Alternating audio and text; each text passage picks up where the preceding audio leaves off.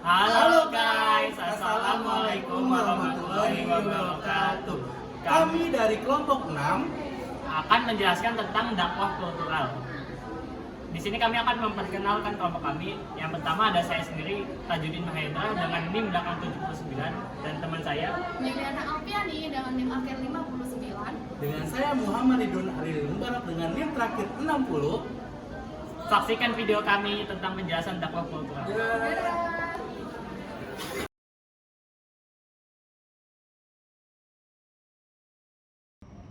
Baiklah, saya akan menjelaskan tentang dakwah kultural. Jadi, dakwah kultural adalah aktivitas dakwah yang menekankan pada pendekatan Islam kultural. Islam kultural adalah salah satu pendekatan yang berusaha meninjau kembali kaitan doktrin yang formal antara Islam dan politik atau Islam dan negara. Dakwah kultural hadir untuk mengukuhkan kearifan-kearifan lokal yang ada pada suatu pola budaya tertentu dengan cara memisahkan dari unsur-unsur yang bertentangan dengan nilai-nilai Islam. Dakwah kultural tidak menganggap power politik sebagai satu-satunya alat perjuangan dakwah.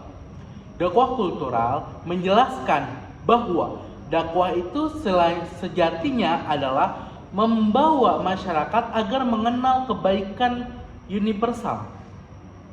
Kebaikan yang diakui oleh semua manusia tanpa mengenal batas ruang dan waktu. Dakwah kultural memiliki peran yang sangat penting dalam melanjutkan misi Islam di bumi ini. Suatu peran yang tak diwarisi Islam, politik atau struktural yang hanya mengejar kekuasaan yang instan. Oleh karena itu, dakwah kultural harus tetap ada hingga akhir zaman.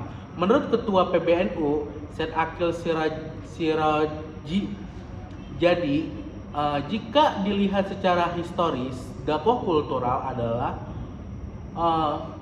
sudah ada sejak zaman Muawiyah yang dipelopori oleh Hasan Basri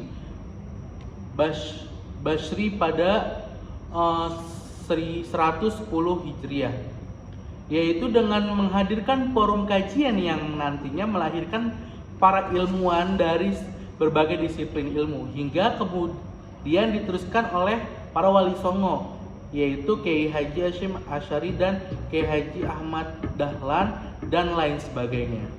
Mungkin itu yang bisa saya sampaikan. Selebihnya saya akan kembalikan tolong.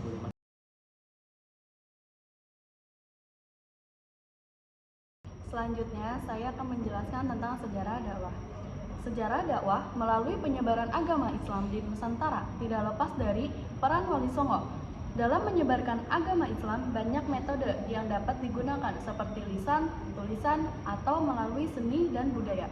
Wali Songo melakukan aktivitas dakwah melalui seni dan budaya karena masyarakat pada saat itu mayoritas menganut agama Hindu yang masih kental dengan adat dan budaya nenek moyangnya. Pertunjukan wayang merupakan pertunjukan ritual keagamaan masyarakat Jawa sebelum datangnya agama Islam. Masyarakat Jawa meyakini bahwa dengan mengadakan pertunjukan wayang, maka akan terhindar dari bencana yang bersifat gaib.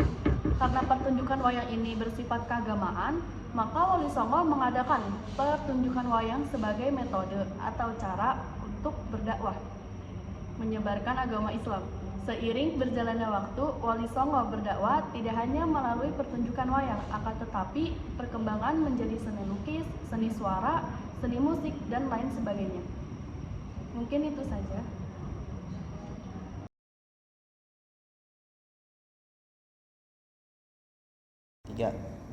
Selanjutnya ada alasan bidang seni budaya menjadi penyebaran Islam.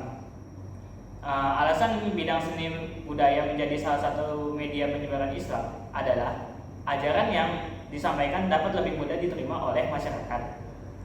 Cara penyebaran kebudayaan Islam di Indonesia melalui kesenian pernah dilakukan oleh beberapa ulama, seperti salah satunya Sunan Kalijaga. Beliau menyebarkan dakwah dengan wayang kulit.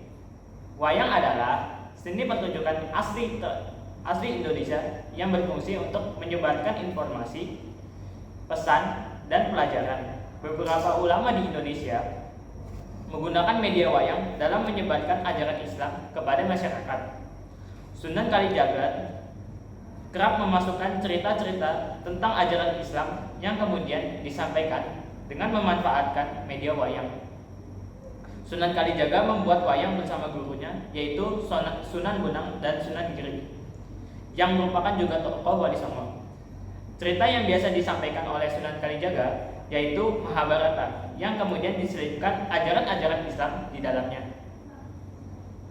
Sunan Kalijaga menciptakan tokoh Punokawan yang berarti Semar, Petruk, Garang, Bagong, yang memiliki simbol-simbol dan filsafat keislaman.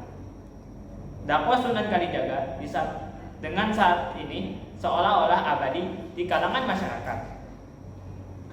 Karena dakwah dari seorang Sunan Kalijaga yang mengedepankan nilai agama dan nilai budaya yang cenderung menghindari kontroversi dengan budaya yang sudah mengakar di masyarakat.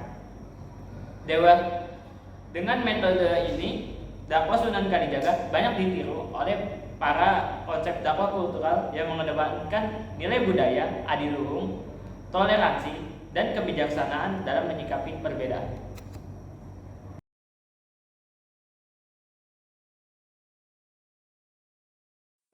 Kesimpulannya adalah dakwah kultural adalah aktivitas dakwah yang menekankan pendekatan Islam kultural. Islam kultural adalah salah satu pendekatan yang berusaha meninjau kembali dengan kaitan doktrin yang formal antara Islam dan politik atau Islam dan negara. Dakwah kultural dapat diaktualisasikan dalam kegiatan tablik dengan memanfaatkan bentuk-bentuk kegiatan yang tergolong kegiatan kultural seperti kegiatan kesenian. Untuk selanjutnya adalah ilustrasi dari dakwah kultural.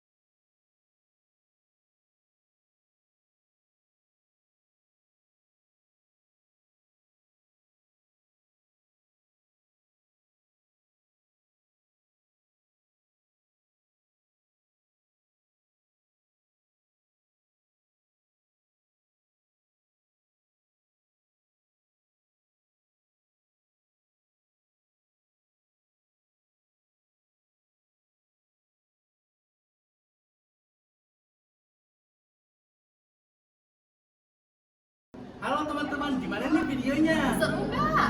Nah, sebelum penutup ada pantun nih. Jalan-jalan sama janda. Cakep. Jangan lupa membeli good time. Cakep. Terima kasih atas semuanya. See you next time. Wassalamualaikum warahmatullahi wabarakatuh.